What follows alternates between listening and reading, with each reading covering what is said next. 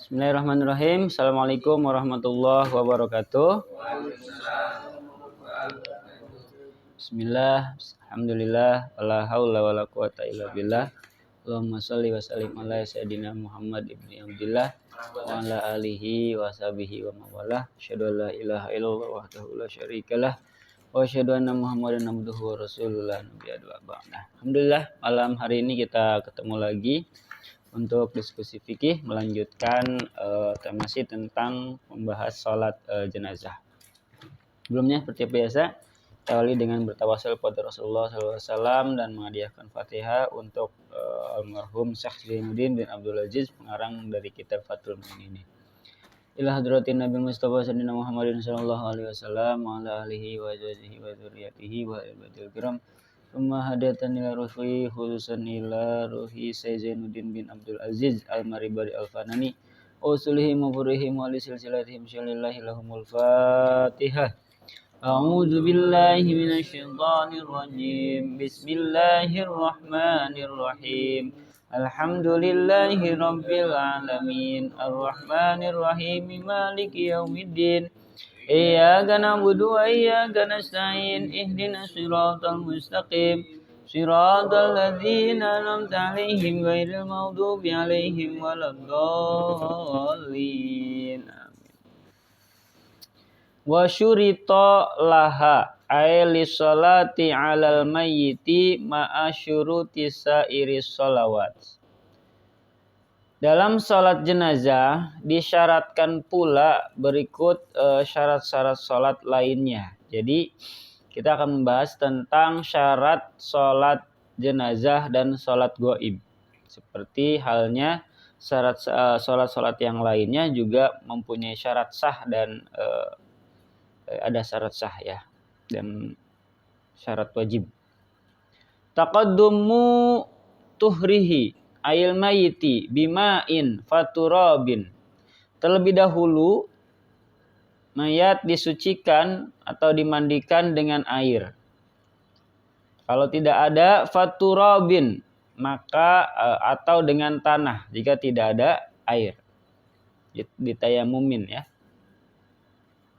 Fa in waqa'a bi hufratin, kalau jenazah itu jatuh ke dalam lubang galian contohnya, atau tertimpa tanah longsor ya, aw bahrin atau tenggelam ke lautan, wa ta'azzara ikhrajuhu, yang susah untuk dikeluarkan kembali dan disucikannya, wa tuhruhu dan disucikannya, lam yusalla alaihi alal mutamad, maka tidak usah disolatkan menurut kaul mutamad. Wah. Jadi menurut kaul yang mutamad, kalau jenazahnya ya jatuh ke galian atau ke tanah longsor atau tenggelam di lautan kemudian susah untuk dikeluarkan lagi kemudian disucikan, maka tidak usah disolatkan. Akan tetapi menurut para pendapat ulama lainnya wajib disolatkan meskipun tidak dimandikan karena keadaan darurat. Kenapa enggak disolatkan? Karena tadi belum sempat dimandikan, keburu ke bawah longsor misalkan. Keburu tenggelam di lautan yang kita cari lagi, dikeluarkan untuk disucikan itu susah. Ya, maka langsung kalau kata kaul mu'tamad. Tapi menurut kaul yang lain tetap disolatkan, berarti sholatnya sholat gaib. Gitu. Sabda Rasulullah dalam salah satu hadisnya yang diriwayatkan oleh siapa ini? Hadisnya kedudukannya sahih. Idza amartukum bi amrin, apabila aku memerintahkan kalian mengerjakan sesuatu, fa'tu, maka kerjakanlah. Fa'tu minhu mastata'tum, semampu kamu. Jadi kata Rasul, ketika ada perintah yang berkaitan dengan ibadah, maka kerjakanlah semampu kita. Jangan memaksakan diri. Kemudian adalah sebuah kaidah juga yang bilang innal maisura la yaskutu bil maksurin. Sesuatu yang mudah tidak gugur karena sesuatu yang sukar. Jadi ad-dinu yusrun, agama itu mudah bagi berbuat sesuatu. Jadi kalau tidak bisa diangkat lagi karena mengangkatnya butuh resiko tadi, ya udah salatin aja. Salatnya salat gaib. Kemudian syarat yang kedua, jadi syarat pertama berarti harus disucikan. Syarat yang kedua, wa alla yataqaddamal musalli alaihi. Orang yang menyalatkan jenazah jangan membelakangi jenazah. Berarti syarat yang kedua apa? Jenazahnya harus ada di depan. Ail maiti ingkana hadiron, kalau jenazahnya hadir, artinya bukan gaib. Walau fi qabrin, walaupun sudah dimakamkan. Ada sebagian yang adatnya salat di makam kan? Nah, itu boleh. Karena tidak ada sujudnya dan seterusnya. Amal mayitul gaib, sedangkan jika mayitnya gaib, fala yadurru fihi, diletakkan di belakang orang yang menyalatkannya. Maka kalau gaib nggak ada, ya, fala yadurru fihi kaunuhu wara'al musalli. Misalkan kira-kira sholatnya menghadap ke sana, kita tahu nih lokasi ataupun jenazah ini adanya di kampung atau di kota sebelah belakang kita, itu nggak jadi masalah karena jenazahnya gaib, tidak hadir. Jadi ada yang hadir, ada yang gaib. Syarat yang kedua. Syarat yang ketiga, wa yusannu ja'lu sufufihim. Disunahkan mensejajarkan orang yang sholat jenazah salasatan, menjadi 3 saf atau 3 baris. Nah, ini juga kan pelaku nih. Bikin 3 baris gitu. Pada sunnah. Fa'aksara, atau lebih dari 3. Lil khabari sahih, berdasarkan hadis sahih. Man shalla alaihi salah satu sufufin. Barang siapa mensolatkan mayat mencapai 3 saf, faqad aujaba, maka jenazah mayat tadi itu berhak menerima ampunan Allah. Jadi ada jaminan dari Rasulullah ketika sholat jenazahnya itu lebih dari 3 baris, maka ada ampunan. Dalam arti siksa kuburnya tidak terlalu berat. Ayghufirallahu wala yundabu ta'khiruha, tidak disunahkan mengakhirkan sholat jenazah li ziyadatil musallin, karena menunggu orang yang mau sholat. Jadi tidak disunahkan, artinya makruh kalau kita mengakhirkan, menunda-nunda mensolatkan orang karena nunggu supaya jamaahnya banyak dulu. Kecuali ilali waliyin, kecuali yang ditunggu itu keluarganya si jenazah. Kalau itu keluarganya yang ditunggu, itu masih diperbolehkan. Tapi kalau nggak ada keluarganya yang ditunggu, hanya nungguin orang-orang yang mau sholat supaya banyak, nah itu tidak disunahkan. Arti makruh ya.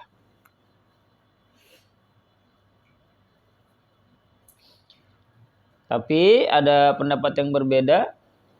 Wakhtara ba'dul muhaqqiqin, sebagian dari ahli tahqiq memilih annahu idza lam yukhsha taghayyuruhu, bahwasanya bila keadaan mayat tidak dikhawatirkan berubah,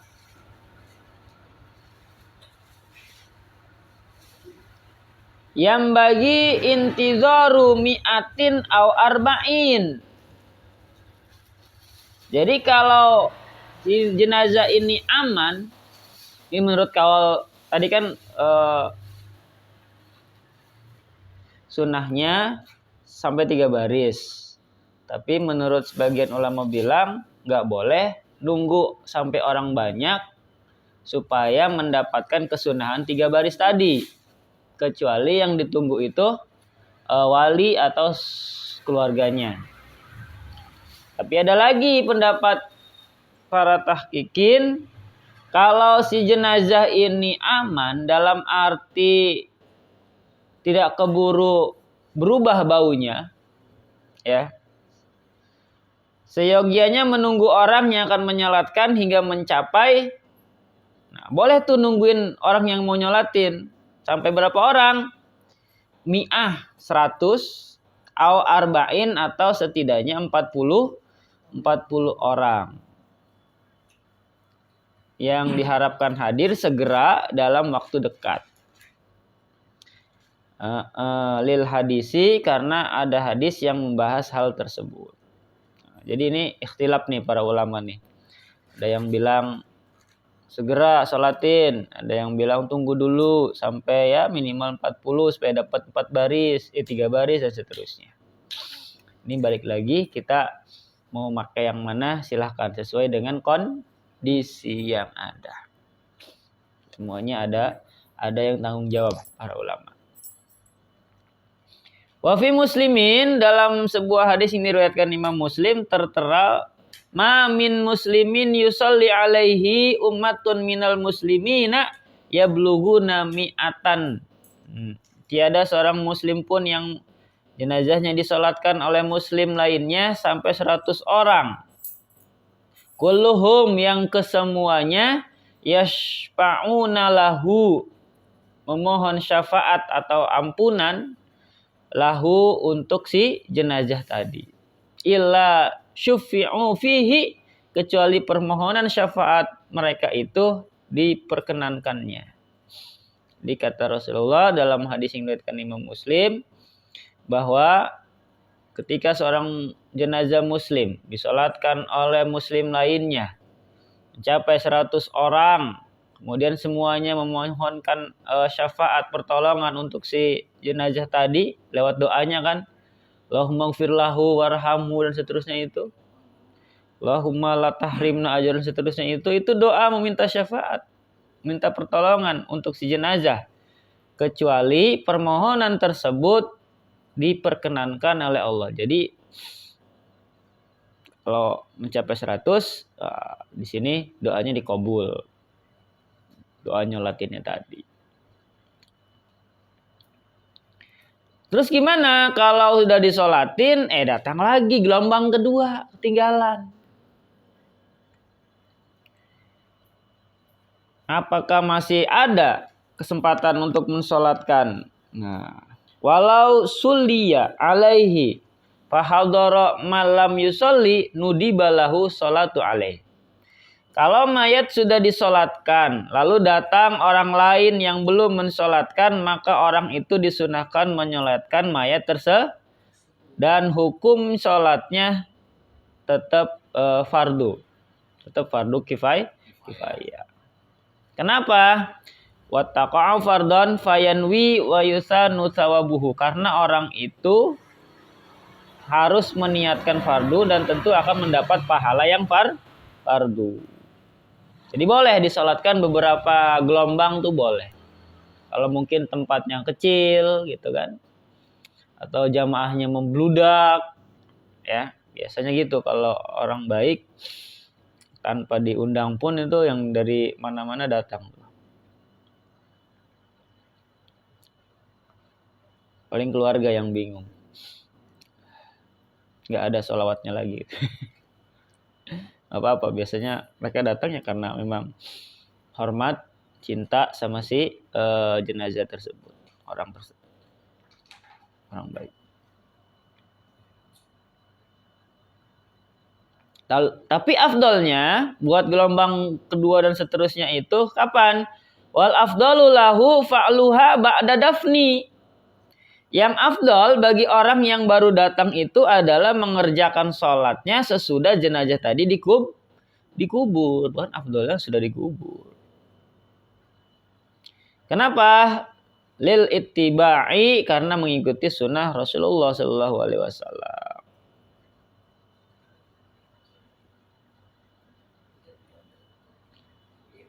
Nah, terus kalau dia jamaah pertama, terus yang kedua datang sendirian, sholatinnya dia sholat sendiri kan, beres sholat sendiri, datang lagi ternyata sekelompok orang, gimana tuh? Apakah dia harus ngulang jamaah sama yang baru datang tadi, atau yang munfarid tadi itu sudah cukup? Sini dijelaskan, walau munfaridan, wala yundabu liman sholaha walau munfaridan. Orang yang sudah mensolatkan jenazah sekalipun sholat yang munfarid tidak disunahkan mengulanginya lagi. I'adatuha ma'a jama'atin, dengan berjamaah. Jadi udah cukup sholat sendirian aja. Fa'in a'adaha, kalau ia tetap pengen ngulang, waqa'at naflan, maka hukum mengulangnya jatuh sunnah. Ulang aja saya, katanya kan sholat sendiri jenazah kayaknya kurang afdol. Pak, ikut sama orang lain, ya tetap dia dapat pahala sunnah. Pahala fardunya tadi yang pertama, yang munfarid.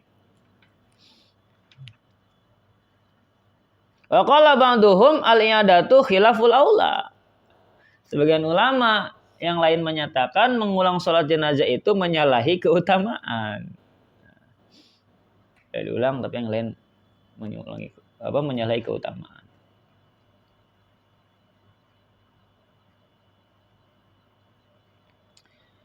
Kemudian ini untuk salat gaib, wa tasihhu sholatu ma'a mayyitin gaibin. Sah mensolatkan jenazah gaib dari kampungnya. Misalkan lagi haji atau umrah, wafat di sana, di sini nyolatin. Boleh gak? Silahkan. Namanya sholat gaib. An baladin bi ayyakunal mayyitu bimahali ba'idin anil balad. Yang hal itu dilakukan bila jenazah tadi berada di tempat yang jauh dari kampung atau negara orang tersebut yang mensolatkan. Bihaitsu la yunsabu ilaiha urfan, sekiranya tidak sanggup, maksudnya sekiranya tidak dianggap sekampung menurut adat. Ya, artinya misal kita di sini DPR, kemudian ada yang meninggalnya mungkin di kampung yang lain. Nah itu kalau kita nyolatinya di sini, jenazahnya di sana, tetap dianggap sholat gaib. Pengertian kampung di sini apakah luas atau sempit nih? Ada yang menganggap batas negara dan seterusnya, batas kecamatan luas banget ini.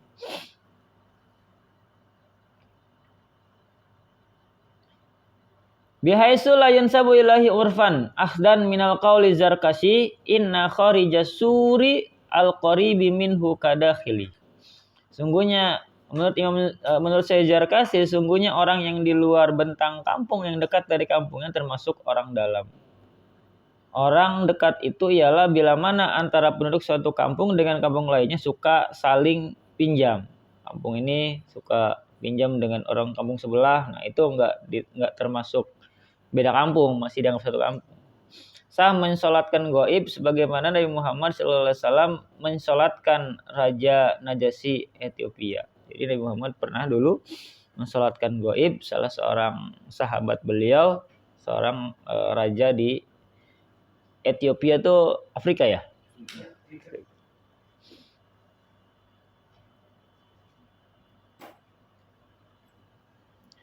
Terus kalau masih sekampung, tetap maksain sholat gaib gimana? La, tidak sah. Ala gaibin an majlisihi fiha.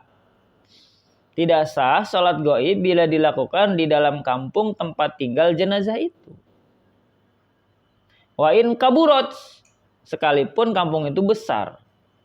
Naam, betul demikian. Lau ta'azzaral huduru laha binahwi habsin. Tetapi kalau sulit mendatanginya, umpamanya karena berada dalam penjara, tahanan, atau sakit yang tidak diperbolehkan orang lain jenguk, Amarodin jajaz hina idin alal aujah, boleh mensolatkan ketika itu menurut kaul yang masyhur. Jadi kalau masih sekampung ya nggak boleh sholat goib, datengin aja gitu ya, datengin aja sholatnya sholat hadir. Tapi kalau sulit mendatanginya, misalkan hujan segala macam, hujan badai dan seterusnya, atau lagi ada di tahanan ya, atau sakit yang kalau didatangin bisa nular kayak COVID kemarin kan. Nah, itu boleh disolatkan goib walaupun masih dalam satu kampung.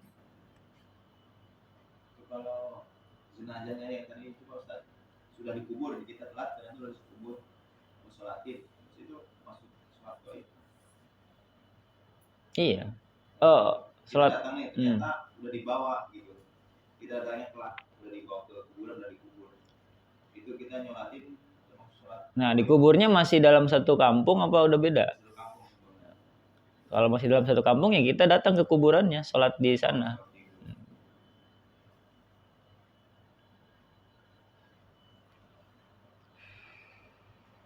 Yang dulu Pak, ya. Tadi kan disebutin bahwa kalau yang pertama itu rombongan yang pertama adalah fardhu kifayah. Terus rombongan kedua ketiga ini tadi kan disebutin lebih afdalnya adalah setelah dikubur kan? Ya, sholatnya. Berarti yang paling afdal adalah ikut jamaah yang pertama, yang kedua ketiga sebenarnya udah nggak begitu afdal atau gimana itu tadi? Betul. Yang utama yang pertama tadi. Tapi kalau mungkin dia ketinggalan, ya kan, udah nyampe situ ketinggalan, bisa mau balik lagi. Nah, maka dia sholat tetap dapat pahala fardu kifayahnya tetap. Cuman dari segi keafdolannya tetap ikut yang pertama tadi. Tapi kalau tidak ketinggalan ya berarti posisinya masih di masjid terus kita datang. Itu apakah nanti nunggu dikubur dulu atau tetap itu tetap ya kalau pengen afdol nunggu dikubur dulu tadi. Oh gitu, pokoknya setelah yang pertama itu pokoknya nunggu dikubur dulu ya. Ya. Tapi kan di kita biasanya berkali-kali dulu gitu kan, baru dikubur setelah itu. Itu juga nggak apa-apa. Tapi yang afdol tadi nunggu dikubur dulu baru jamaah berikutnya, yang gelombang-gelombang berikutnya itu yang utama. Tapi kalau yang mengulang-ulang itu Pak ya, si imamnya gimana? Imamnya? Jadi kan biasanya kan imam yang pertama, terus kedua lagi jadi imam lagi, ketiga lagi jadi imam lagi. Itu bagaimana itu? Sebaiknya dengan imam yang berbeda. Tapi kalaupun dia mau sholat lagi, nggak jadi masalah berkali-kali. Kayak dulu kan Rasulullah pernah tuh ketika perang Uhud, ada satu pamannya tuh yang wafat, Hamzah, disolatkan sampai berkali-kali, beliau mengimami terus. Gitu. Tetapi nanti si imamnya gimana? Si imamnya gimana? Kan yang pertama pakai imam, katakan Pak Erik jadi imam. Terus gelombang keduanya Pak Erik lagi. Nah, terus si makmumnya gimana ini? Gimana apanya? Hukumnya maksudnya. Apakah tetap masih dapat fardu kifayah atau sunnah aja nih? Tetap dapat fardu kifayah. Cuman si imamnya udah nggak dapat fardu kifayah yang kedua ya? Iya. Karena dia masih sama. Yang dapat ya, yang imamnya itu dia yang dapat sunnahnya gitu. Karena yang wajibnya udah di pertama kan. Tapi bagi yang makmumnya ya tetap dia dapat yang pertama fardu kifayah, karena buat dia itu salat yang pertama gitu. Di situ. Tapi afdolnya cari imam yang berbeda biar sama-sama dapat fardu kifayahnya. Nah, kita sebenarnya ada kontroversial nih. Jadi di Tangerang nih, khususnya di Tangerang. Tangerang mana nih? Di Curug. Jadi saya pernah ini mah fakta ya, saya pernah mendapati begini. Jadi ada salah satu warga di kampung meninggal, mungkin agak punya harta ya. Jadi kalau yang mensolatin itu dapat uang. Nah, akhirnya si warga yang jarang sholat pun ikut datang sholat gitu. Nah, karena ada amplopnya.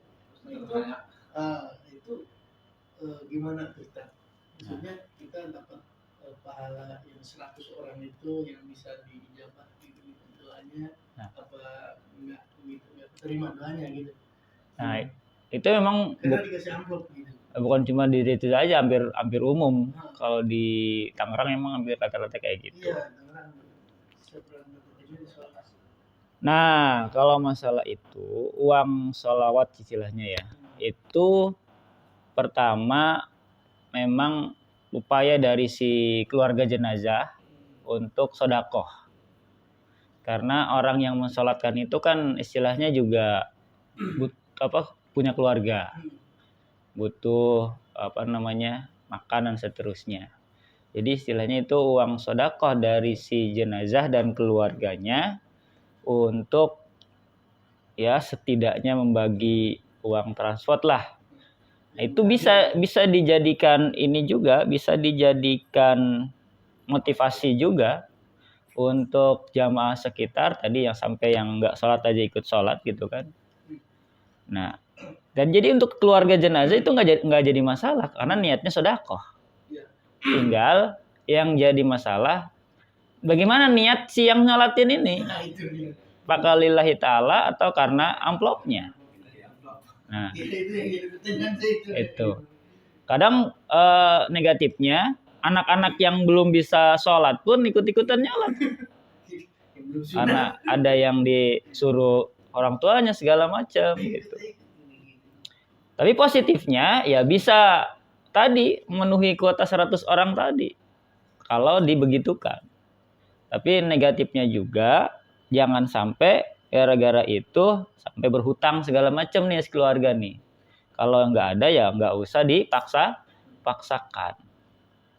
Tapi karena sudah adat biasanya nggak ada juga diada-adain gitu. Apalagi kan itu istilahnya momen terakhir buat keluarga itu nunjukin bakti dia kepada si jenazah gitu. Jadi kalau ditanya hukumnya gimana ya secara fikih selama sholatnya sah gitu kan sesuai dengan syarat dan rukunnya ya nggak jadi masalah. Urusan niatnya itu balik lagi ke masing-masing dari pribadi orang yang sholat tadi. Nah niatnya si keluarga jenazah itu ngasih uang tadi itu adalah uang sodakoh. Kadang uang ini juga kalau orang yang udah renta nggak kuat puasa fidyah dibagikan seperti itu di fidyah. Nah, jadi itu tujuannya. Tapi kalau nggak mampu ya sebaiknya jangan memaksakan diri apalagi sampai berhutang apalagi dan seterusnya. Kasihan si jenazahnya kalau sampai ngutang kan dulu malah ngeberatin. Jadi tadinya dia nggak punya hutang, warga itu malah punya hutang. Apalagi hutangnya atas nama si jenazah.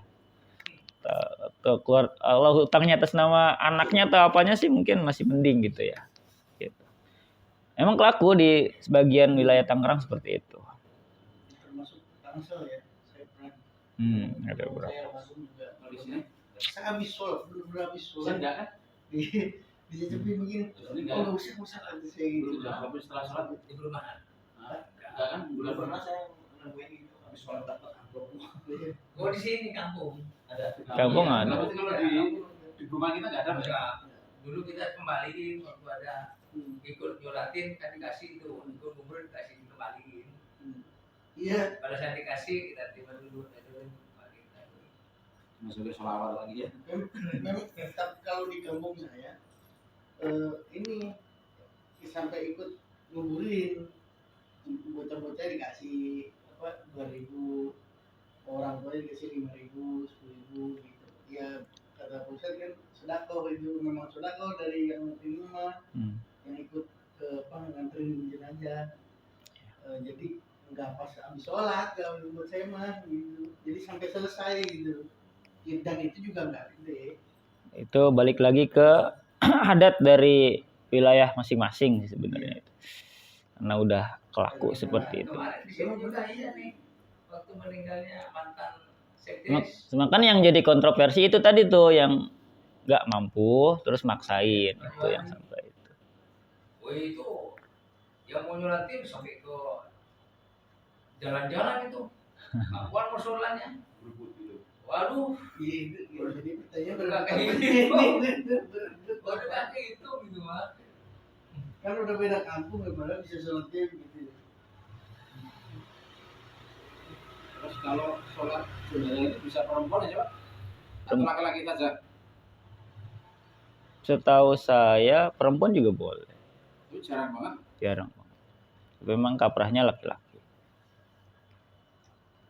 Dan mungkin di depan ada jelasannya. Lanjut dulu nih sedikit lagi.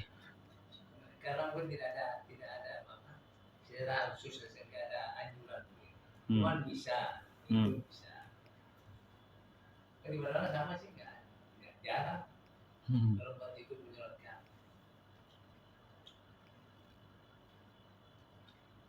Kalau nggak mukena mau pakaian syar'i nggak sah deh. Bahkan ke kuburan juga nggak boleh ya. Ya boleh. Ya. Karena udah sedih kalau perempuan keluarga ya.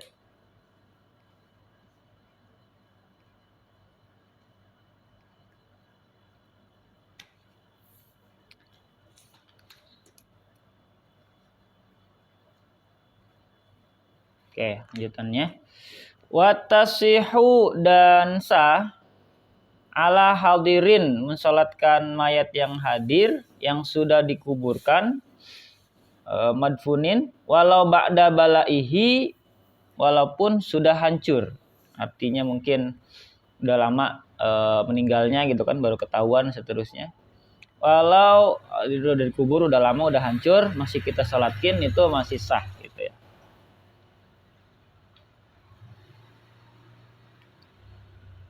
Ghairi nabiyin selain kuburannya nabi.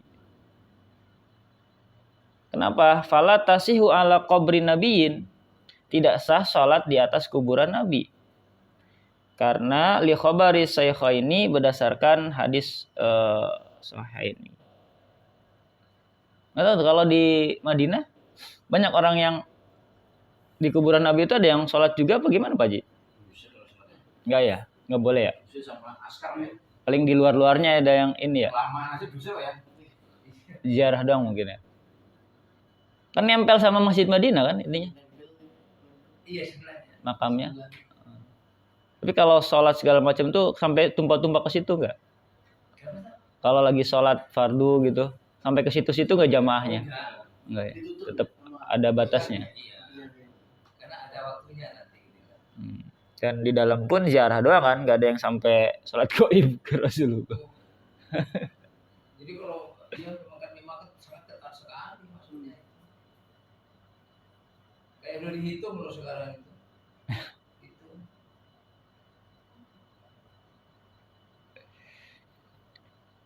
Nah di sini min ahli fardiha sah mensolatkan sholat gaib bagi orang yang berkewajiban mensolatkannya. Waktu mautihi pada saat ia meninggal. Fala tasihu tidak sah min kafirin disolatkan oleh orang kafir. Wahaidin dan orang yang sedang haid. Yauma idzin pada hari itu. Berarti perempuan yang tidak haid boleh. Kaman balago afaqa ba'dal mauti seperti mendadak balik atau sehat dari gila sesudah matinya walaupun belum dimandikan sebagaimana yang dimaksud oleh dua syekhun ini.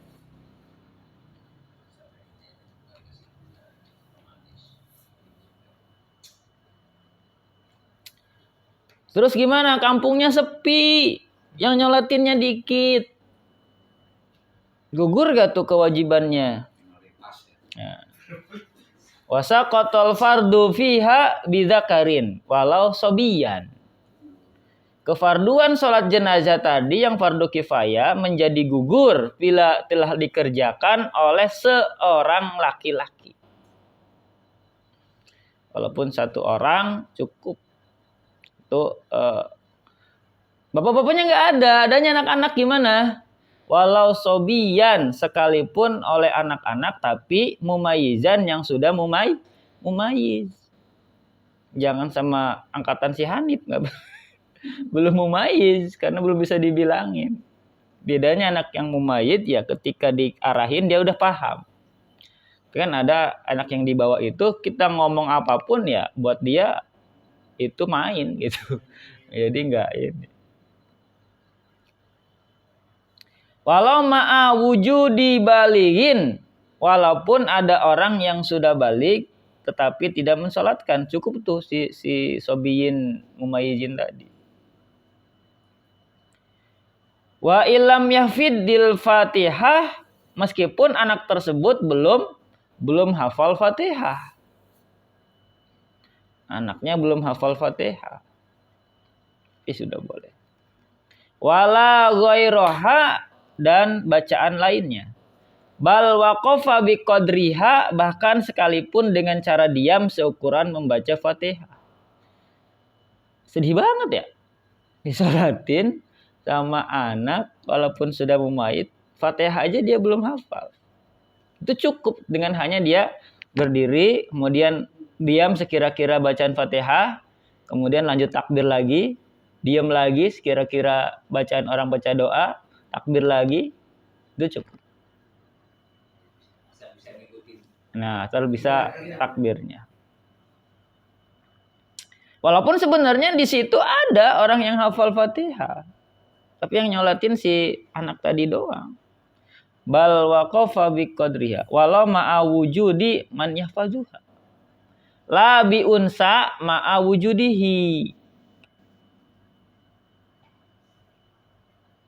Tidak sah atau artinya tidak hilang fardu kifayah tadi. Disolatkan jenazah tadi oleh seorang wanita apabila ada laki-laki yang hafal Fatihah. Jadi kalau sama anak kecil laki-laki walaupun belum hafal Fatihah cukup, tapi kalau sama perempuan, sedangkan di situ ada laki-laki yang sudah hafal Fatihah, walaupun si perempuan itu sudah mensolatkan jenazah tadi belum cukup, belum hilang kewajiban fardu kifayahnya. Gitu ya. Kecuali nggak ada laki-laki tadi, nggak ada orang lagi selain dia, si perempuan itu, maka dicukupkan. Gitu.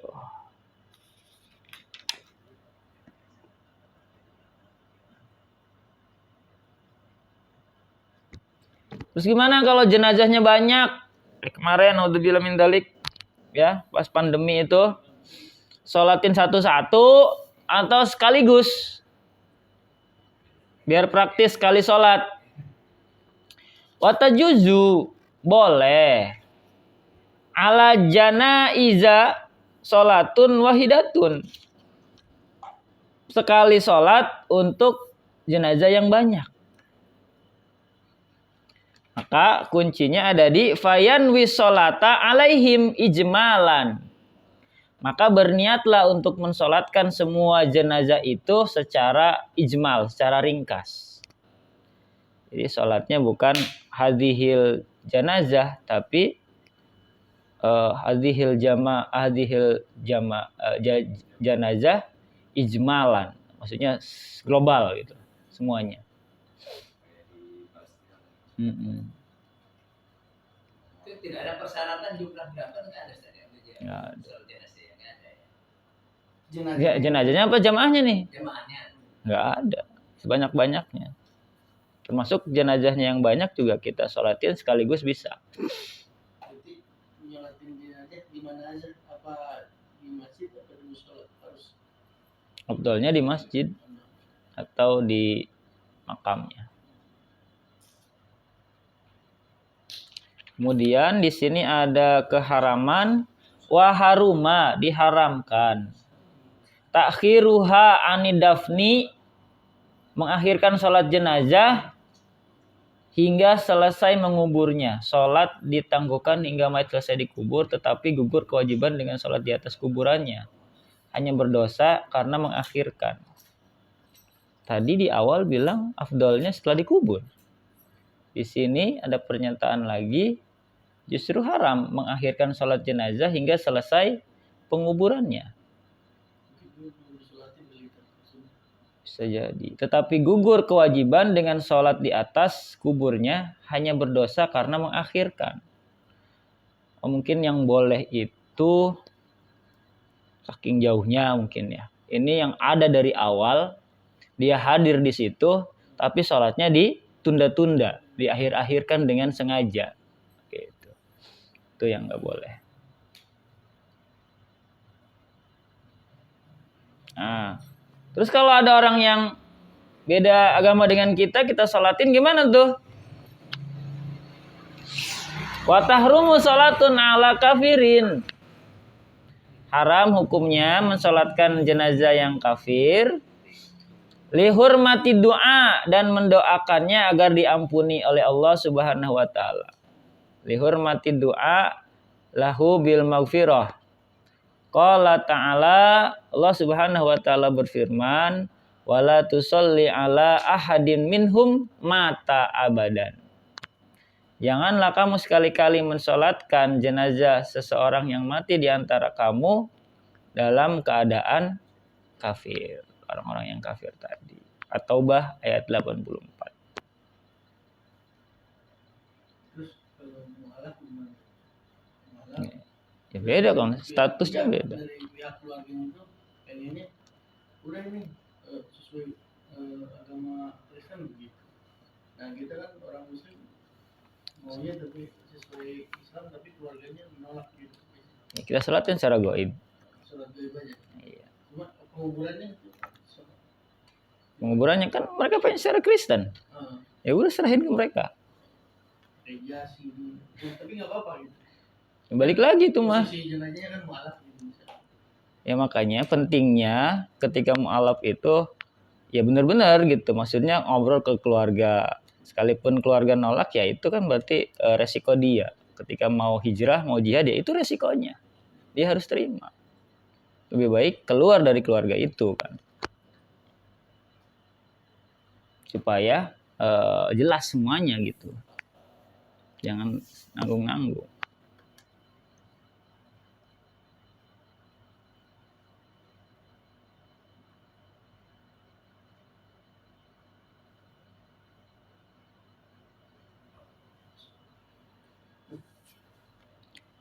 Wa minhum atfalul kufari sawaun.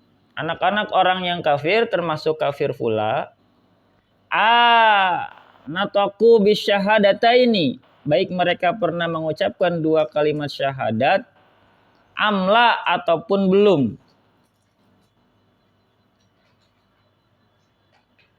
Fatahrumu sholatu alaihim. Maka haram mensolatkan mereka. Karena andai kata ia pernah mengucapkan 2 kalimat syahadat, tetapi sewaktu belum balig, maka masuk Islamnya belum tidak sah.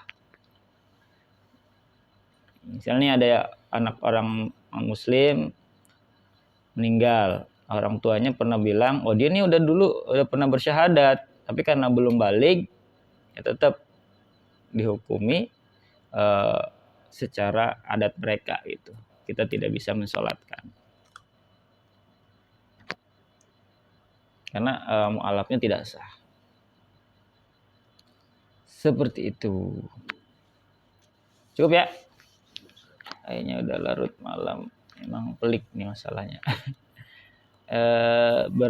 Berbenturan dengan adat-adat yang ada di wilayah-wilayah masing-masing segala macam. Tapi intinya, nah tadi seperti itu aturan yang ditetapkan oleh para ulama-ulama fikih berdasarkan ijtihad, berdasarkan kajian mereka dengan menggunakan banyak perangkat keilmuan dari ilmu tafsirnya, ilmu hadisnya dari Rasulullah, sehingga terciptalah sebuah hukum fikih. Jadi kalau Al-Quran, hadis itu sumber hukum, Tapi kalau fikih itu sudah jadi produk hukumnya. Nah, makanya nanti beda-beda tiap mazhab kan, karena yang mengkajinya juga berbeda gitu hasil ijtihadnya. Itu aja, mudah-mudahan bisa dipahami dan bisa kita amalkan dalam keseharian kita. Karena ya yang namanya kematian kan pasti ada di lingkungan kita. Kita tutup dengan sama-sama baca hamdalah. Alhamdulillahirabbil alamin. Mohon maaf apabila ada kesalahan dalam penjelasan saya tadi. Taufiq wal hidayah. Assalamualaikum warahmatullahi wabarakatuh. Waalaikumsalam warahmatullahi wabarakatuh.